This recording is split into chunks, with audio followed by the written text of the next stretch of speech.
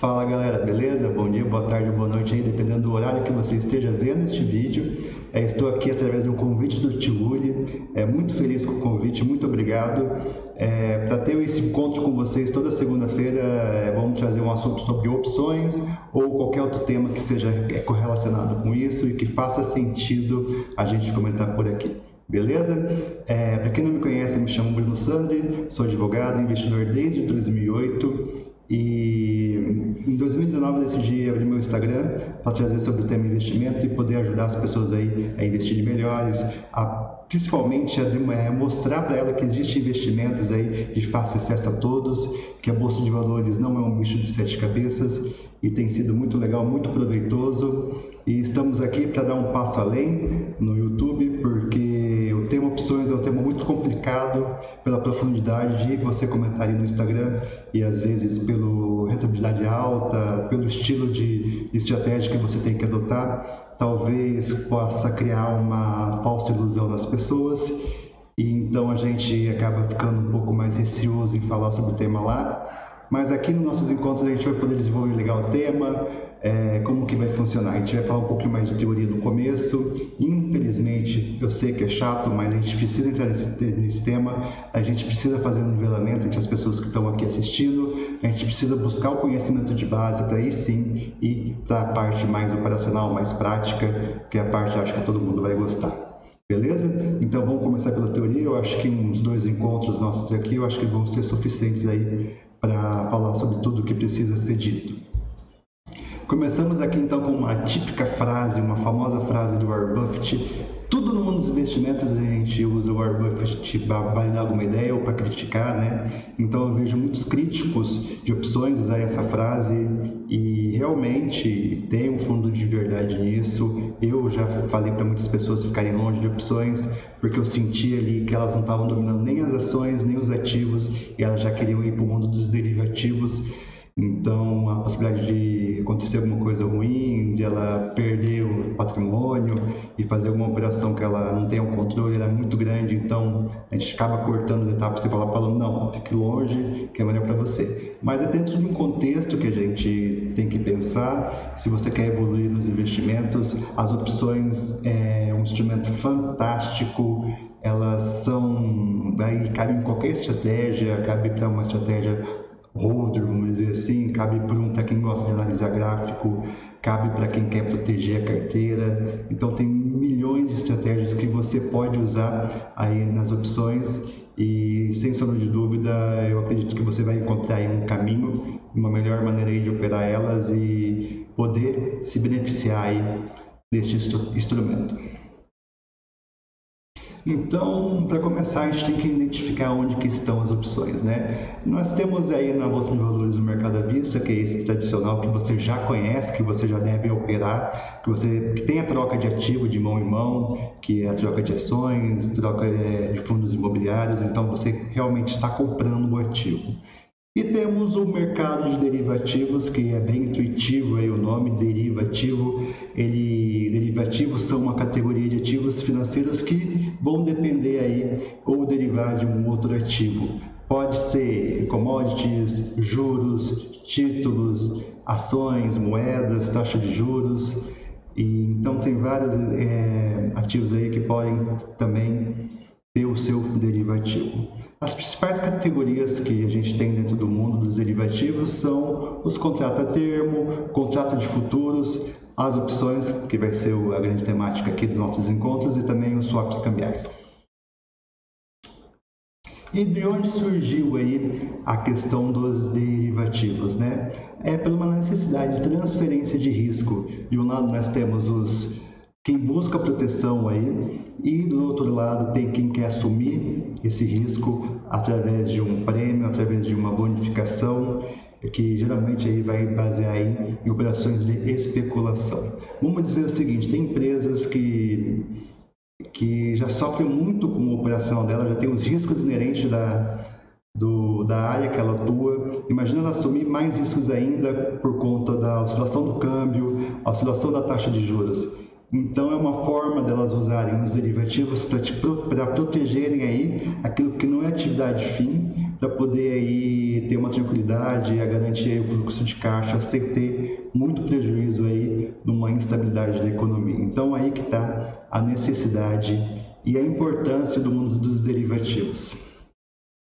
E muita gente pode pensar que essa história de derivativos é coisa moderna, mas não. Ela já vem muito tempo atrás, até antes do nosso mercado organizado de ações, já existiam alguns contratos de derivativos e alguns dados e algumas histórias nos remetem lá a Tales de Mileto aí, a mais de 2.500 anos antes, aí atrás. E quem que foi Tales de Mileto? Tales de Mileto foi um filósofo ocidental e na sua época também a filosofia compreendia aí o estudo de meteorologia, também de ciências naturais, e com o seu conhecimento que ele adquiriu, ele conseguia aí ter uma certa precisão se as próximas colheitas iam ser boas ou ruins, de acordo principalmente com o tempo, né? E para provar que a filosofia não era totalmente inútil, como muitos falavam, ele tinha previsto aí que a próxima colheita de azeitonas ia ser muito boa, por causa principalmente aí pelos fatores climáticos. Então ele correu e negociou ali com os donos da região que detinham as prensas, as máquinas ali para a colheita de azeitonas, de uma maneira que ele tivesse o direito de usar todas as prensas da região. Pagou uma quantia, para os donos das máquinas era muito vantajoso, porque eles já estariam garantindo aí o mínimo aí, porque eles não tinham noção se ia ser boa ou ruim a colheita, se ia ter procura ou não. E Tales, então, pagou uma pequena quantia para os donos ali e adquiriu esse direito, e os donos tiveram a obrigação aí de repassar as máquinas. Como havia sido previsto por Tales, a colheita foi muito boa, então teve uma procura muito alta de máquinas das prensas e ele tinha o domínio de todas, tinha o direito ali de poder alugá-las primeiro do que todo mundo. Então ele alugou por um preço baixo e repassou um preço acima das pessoas que tinham necessidade. Então aí está aí a questão da história um pouco das opções, né? Daí ainda foi citado por Aristóteles, mas no Japão a gente tem aí o primeiro, vamos dizer assim, um balcão organizado de mercado de derivativos, né? O mercado de arroz no Japão é o seguinte: chegava um navio no porto e ali eles vendiam o arroz para as pessoas que compravam de um lado e essas pessoas vendiam para o outro lado do porto. Então acabava tendo um pouquinho de diferença de preço, porque a pessoa comprava pelo X, até ela chegar do outro lado, ela estava sendo negociada por Y.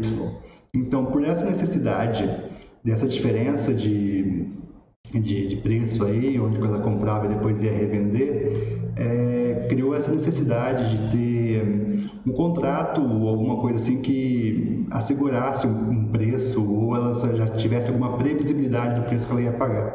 Daí que nasceram os contratos futuros, o comprador já comprava aí as próximas cargas, então ele sabia o preço que estava pagando as próximas cargas e conseguiria vender aí também no melhor preço possível. E é isso para vocês entenderem um pouquinho do histórico, um pouquinho de onde surgiu, entender também que não é uma coisa tão nova, isso já existia há muito tempo, e então isso tem se validado durante o tempo, tem um efeito Lynch aí que se valida durante o tempo, então a gente não pode ignorar essa classe de ativos, beleza? Vamos começar aí pelo conceito de opções. O que são opções? A opção é uma espécie de contrato, um acordo entre as duas partes, gerando um direito de um lado e uma obrigação do outro de realizar uma compra ou uma venda de determinado ativo a um preço pré-estabelecido e uma data também pré-determinada. Então tudo isso tem que ter num acordo aí. Quando a gente negocia opções, a gente já sabe qual que vai ser o preço que pode atingir aquele derivativo, qual que vai ser a data de vencimento, qual que é o ativo objeto. Então tudo isso já está pré-estabelecido quando a gente faz uma negociação aí de opção. Opção, você vai negociar um direito ou uma obrigação sobre um ativo, você não negocia o ativo propriamente dito. Aqui está, então, no slide, as coisas que precisam ter dentro de um contrato de opção que você precisa saber.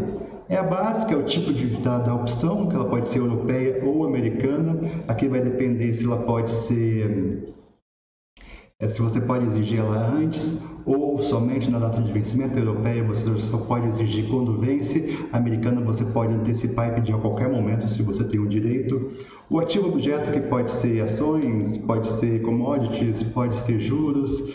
Mas aqui, principalmente, a gente fala muito de todos os exemplos que a gente vai dar aqui, vai ser de ações. A remuneração ou prêmio, que é o preço que você paga para ter esse direito, ou o preço que você recebe para poder ter essa obrigação.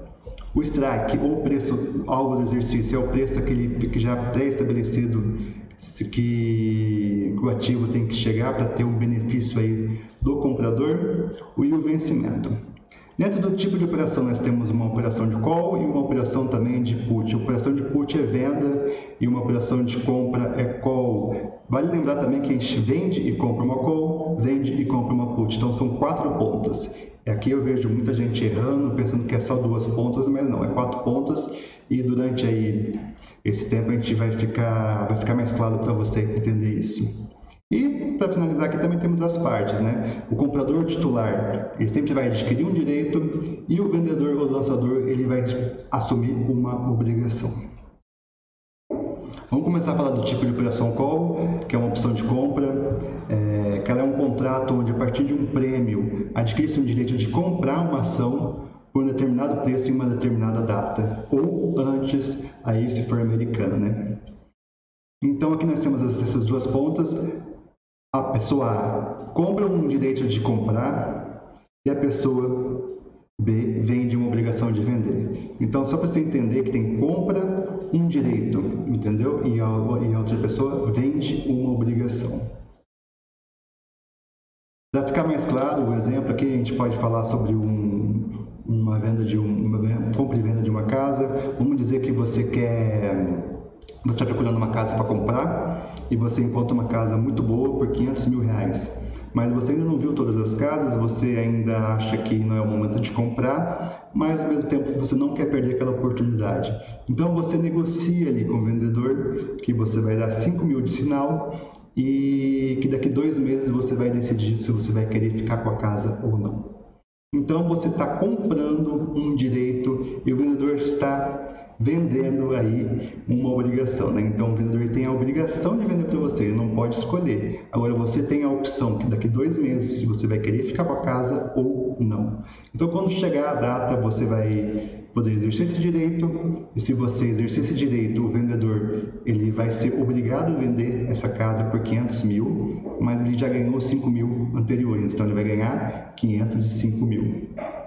E se você desistir de comprar a casa, esse valor que você pagou a título aí para ter esse direito, você não vai receber de volta. Então você perdeu R$5 mil e o vendedor não vendeu a casa, mas ganhou R$5 mil por ter assumido uma obrigação com você. Agora também do outro lado nós temos as puts, que são a opção de venda. A opção de venda é um contrato onde a partir de um prêmio adquire-se o direito de vender. Se o call era um direito de comprar, na put é um direito de vender. Uma ação, um determinado preço em uma determinada data. Então aqui ó, a ponta está comprando um direito de vender e o outro lado está se obrigando a comprar o ativo, se assim desejar a pessoa que obteve o direito. Para ficar mais claro aqui um exemplo, vamos dizer o seguinte, que chega um cara que quer comprar o seu carro e fala bem assim, se você me pagar R$2 mil, eu compro o seu carro daqui a 1 ano por R$90 mil, não importa o que acontecer. Então você pensa, cara, isso aqui é um seguro, né? Se daqui a 1 ano acontecer qualquer coisa com o meu carro, se estiver batido, então eu vou pagar R$2 mil, o carro vale 100 hoje, daqui a 1 ano vai valer 90 mil. Mas se acontecer alguma coisa e meu carro vier valer 70 mil, eu ainda vou conseguir vender ele por 90 mil para esse cara aqui, né? Então você acaba pagando, acaba segurando ali o seu carro por R$2 mil, e quando chega daqui a 1 ano, você pode fazer a avaliação ali, pô, vou vender ou não? Se o seu carro estiver avaliado em 70 mil, Você vende e o vendedor vai ser obrigado a comprar seu carro. Se porventura seu carro não aconteceu nada, seu carro estiver bem conservado, ele estiver valendo 95 mil, você não vai querer vender por 90, então você escolhe desistir desse direito e o cara que não vai ser obrigado a comprar, ele vai embolsar aí o prêmio de R$2.000 sem precisar arcar com o carro. Eu sei que pode parecer um pouco complicado esses exemplos, mas com o passar do tempo aí vocês vão conseguir compreender da melhor maneira, da melhor forma. Uma hora vai fazer todo sentido, vai clarear mais as ideias de vocês. Isso que eu queria falar aqui para vocês também, que existem essas 4 pontas. Muita gente se confunde e pensa que só são 2 pontas ali, né? Compra é call e venda é put. Não. A call você pode comprar, você pode estar do lado adquirindo um direito, como também você pode vender a call e você pode estar aí assumindo uma obrigação de vender o ativo. Da mesma coisa, você pode estar do lado da put, que você pode comprar um direito de vender. Se você estiver do outro lado, você vai assumir uma obrigação de comprar aquele ativo. Aqui então tá, recapitulando tudo, dentro das características de uma opção, nós temos o ativo objeto, que é o ativo pelo qual a opção dá o direito, nós temos o prêmio, que é o valor pago pela opção, nós temos o strike, o preço de exercício, que é o preço que será pago para que ocorra o exercício, e também a data que vai expirar o contrato, que é o vencimento. E aqui eu trouxe um exemplo. Vamos dizer que você tem interesse em comprar ações do Banco do Brasil e para isso você dá uma olhada nas opções, tem uma opção de call ali com strike 55, hoje está aí na faixa dos R$48 e com vencimento dia 20/4. Então você acredita aí que vai chegar ali próximo, se vai... Aqui um detalhe bem interessante também é dizer que nem sempre precisa você chegar no strike. As opções geralmente são negociadas antes do vencimento. Então muita gente compra opção e vende antes de precisar exercê-las, né? Eles estão mais apostando no direcional aí do movimento do que propriamente que ela vai alcançar e vai ultrapassar o strike, né? Mas isso a gente vai também falar durante esses encontros nossos aqui. Cada estratégia tem um jeito de operar diferente. Mas vamos lá, então você imagina que as ações do Banco do Brasil vai subir e você acha ali um strike de 55 com vencimento dia 20/4 e essa opção custa aí 50 centavos.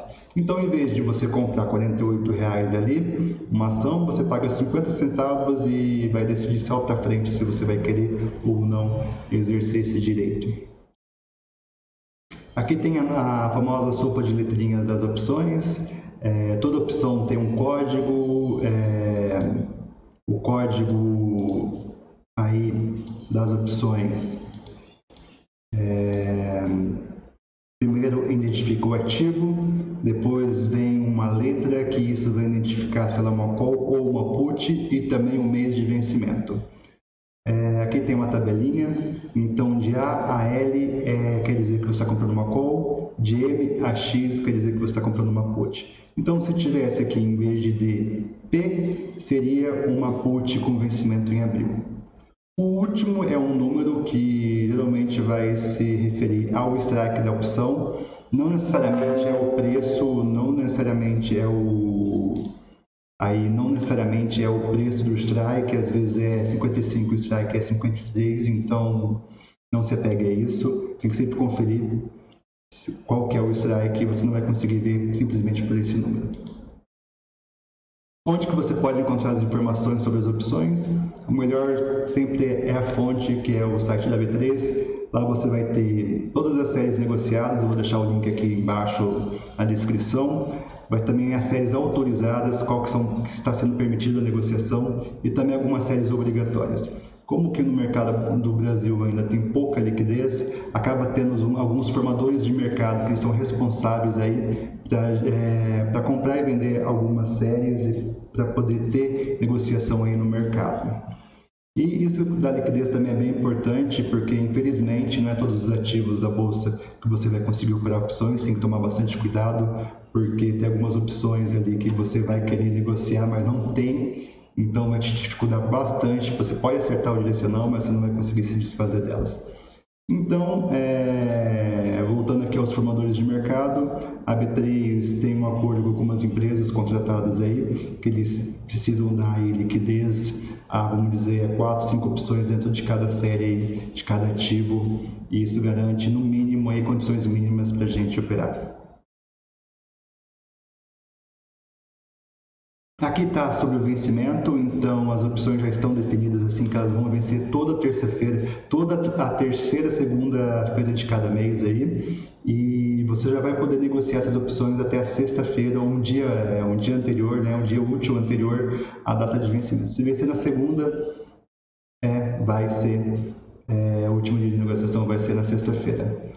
Todo o exercício é realizado até às 13 horas da segunda-feira, então tem que tomar muito cuidado aqui em ligar para a sua corretora para pedir para ser exercido ou não, né? A corretora, tem algumas corretoras que se atinge certo strike acima, elas vão te garantir aí o exercício, mas não é todas que fazem isso, então tem que tomar bastante cuidado. Aqui estão as datas do calendário de 2020 deste ano, então aqui dá para saber quando que vão ocorrer os vencimentos. Aqui está os tipos de opções que eu falei no começo, né, que é muito intimamente ligado ao vencimento das opções. A opção americana ela vai conferir direitos de compra e venda ao titular a qualquer tempo, ou seja, ela pode ser exercida antes desse prazo aí da terceira segunda-feira do mês, e ela tem bem mais liquidez aí do que as europeias. E as europeias você só pode exercer elas aí no dia do seu vencimento, e geralmente aí são as puts que tem aqui no Brasil que vão ser europeias, até pela complexidade, pela necessidade de chamar a margem, então tem esse mecanismo a mais aí de proteção. E temos aqui também o strike, que é o preço do exercício, né? Vale uma observação, mesmo que você compre um strike de 30, se acontecer algum evento que reduza o valor do ativo base, como pagamento de dividendos, esse strike vai ser reajustado, aí vai acompanhar essa oscilação aí, esses eventos extraordinários que acontecem com as ações. Dentro do strike a gente tem 3 faixas ali de valores, né? Nós temos o in the money, que é quando o strike está dentro do dinheiro. Vamos dizer que o ativo custa hoje R$30, então um in the money vai ser R$28, R$27, R$29, por aí já é considerado in the money, ou seja, você já está dentro do dinheiro, o strike, então geralmente você vai pagar mais caro nele, vai pagar essa diferença, mais um prêmio em cima disso. Nós temos também o ATM, que é at the money, que é uma opção no dinheiro, que vai ser bem próximo ali. Se o ativo está sendo negociado a 30, o strike for 30 e alguns centavos aí, vai ser considerado at the money. E temos também o OTM, que é out the money, que é a opção fora do dinheiro. Então são conhecidos aí, se o strike está 30 e o ativo está 28, 27, às vezes está bem longe, os famosos pozinhos que custam 1, 2 centavos, o valor do ativo hoje é 30 e vamos dizer que tem um strike de 45, 43 ali, que vão ter um prêmio mais barato. Então são todos esses considerados fora do dinheiro. E isso vai ser muito importante para o tipo de estratégia que você quer fazer nas opções, então tem uma lógica por trás disso, tem uma movimentação dos preços, do valor intrínseco das opções ali que vai fazer todo sentido para vocês. E vai lembrar também que temos a call e temos a put, né? Então na put vai funcionar um pouquinho diferente. Vamos dizer, na call, se nós temos uma ação que está valendo R$30, 25 vai ser ITM, mas aqui a 25 vai ser out the money, fora do dinheiro, entendeu? A ATM vai ser R$30, igual a do call, mas a ITM que vai ser R$35 é diferente, porque se o ativo está a 30 e você quer comprar uma put para vender a 35, então quer dizer que ela está dentro do dinheiro, ao contrário da call. Se conseguirem entender essa questão aqui, se vocês tiverem dúvida, é só mandar aí que a gente tenta responder. Mas a lógica é essa: se você compra uma put a R$30, a R$35 o preço está bem abaixo, né? Tá R$5 ali que você já tem a garantia ali, você vai pagar bem mais caro nisso, porque você vai ter um direito de vender uma ação que que tá R$30, você vai ter o direito de vender R$35, quer dizer então que você está aí dentro do dinheiro. E ao contrário, se você quer aí, comprar uma put que está R$30 o ativo e a put com strike é 25, 24, 26, quer dizer que ela está muito fora do dinheiro, ainda não se sabe se vai chegar até lá, se vai ter essa queda expressiva. E agora vamos começar a aprofundar um pouco mais sobre o valor das opções, é um pouquinho mais complexo, porque aqui tem outros fatores que vocês precisam entender. E nesses últimos dias aí, com essa queda da bolsa, muita gente me perguntou: e aí, vamos comprar uma opção? Porque eu acho que o mercado vai voltar, vai dar um repique, ou o mercado vai cair mais, então eu vou comprar uma opção aqui para poder especular. Mas ali a pessoa não sabe como que é feito, como é precificado as opções, e fica difícil você entender se você realmente está pagando barato ou está pagando caro naquela opção, se o prêmio está compensando. E o prêmio aqui a gente pode entender, tipo, vamos dizer que você vai fazer seguro do seu carro. Você, jovem, 18 anos, sem emprego e, vamos dizer, indo para a faculdade, tem as questões de bebedeira, tudo. Lógico que o seu seguro vai ser bem mais caro do que uma velhinha aí de 70 anos que nunca bateu o carro, que tem garagem na casa dela, que não usa o carro mais para nada, que só para ir no mercado, entendeu? E aí que é o prêmio das opções. Em mercados que nem a gente teve essa semana passada, muitos voláteis, muito oscilante, geralmente o prêmio das opções vai estar bem mais caro do que em mercados mais tranquilos. Então, não é porque o mercado caiu muito rápido que as opções de compra vão estar desvalorizadas. Às vezes, numa oscilação dessa de mercado sobe e desce, tanto call quanto put acaba se valorizando. Isso é engraçado, mas vocês precisam entender como que funciona aí a sistemática da precificação. Então, como que é feito aí o prêmio da opção? Como que você sabe que está sendo calculado ali? Nós temos dois tipos de valores. Temos o valor intrínseco e o valor extrínseco. O valor intrínseco é o valor do preço do ativo do mercado menos o valor do strike. Então aqui vai funcionar muito aí para as opções que estão dentro do dinheiro, porque ela vai ter esse valor intrínseco já dentro dela. Aquelas opções OTM não vão ter o valor intrínseco. Vamos dizer aqui que tem um strike de 28, o preço atual da ação é 28,20 e o preço atual da opção custa R$1. Aqui tem um cálculo, então, que você, para conseguir identificar o valor intrínseco, o valor intrínseco vai ser igual ao valor da ação menos o valor do strike, daí você já vai conseguir identificar que esses 20 centavos a mais é o valor intrínseco.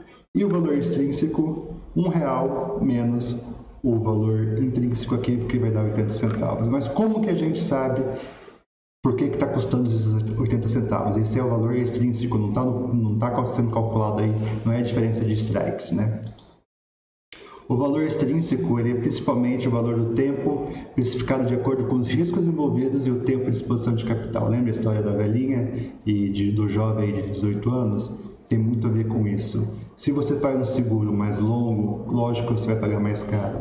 Se a taxa de juros também está alta, você vai pagar mais caro. Se tem mais perigo ali, se tem mais volatilidade no ativo, você vai pagar mais caro nesse valor extrínseco. O valor extrínseco aí é calculado pela fórmula de Black-Scholes. Esse é o modelo de precificação dos ativos. Então vocês precisam decorar isso, vocês precisam saber tudo sobre isso. Não adianta vocês operarem opções se vocês não decorarem essa fórmula, beleza? É lógico que não, né? Essa fórmula você só precisa, na verdade, entender como que funciona a precificação. Vocês não precisam decorar, e se vocês quiserem calcular, tem um Excel aí, que você consegue fazer esses cálculos de uma maneira mais fácil, mas essa relembrando aqui vocês não precisam saber, vocês precisam saber a lógica por trás da precificação das opções. Galera, então é isso, vamos encerrando por aqui, já tem bastante coisa para vocês revisarem, o conteúdo não é tão simples, é um pouco complexo, então se vocês tiverem dúvidas podem me chamar lá no Instagram, pode mandar as suas dúvidas pelo direct, que eu vou ter o maior prazer em respondê-las, beleza? Não tem dúvida boa, pode perguntar qualquer coisa, vamos trocar um papo por lá, que fica mais fácil aí eu tirar as dúvidas de vocês. E na segunda-feira que vem a gente vai continuar aí, vamos falar sobre as gregas nas opções, vamos ver como que elas vão se movimentar de acordo com o preço do ativo, como que elas se correlacionam aí com o tempo, com a taxa de juros, com a volatilidade, daí vai começar a ficar bem mais claro para vocês essa questão da precificação, desse valor extrínseco também delas, qual que vai ser a melhor opção, qual que a gente deve escolher na hora de que a gente monta um plano estratégico ali, beleza? Mas vamos dar continuidade aos trabalhos ainda no nosso próximo encontro, ainda vai ter muita coisa aí para rolar. Abraço, até a próxima.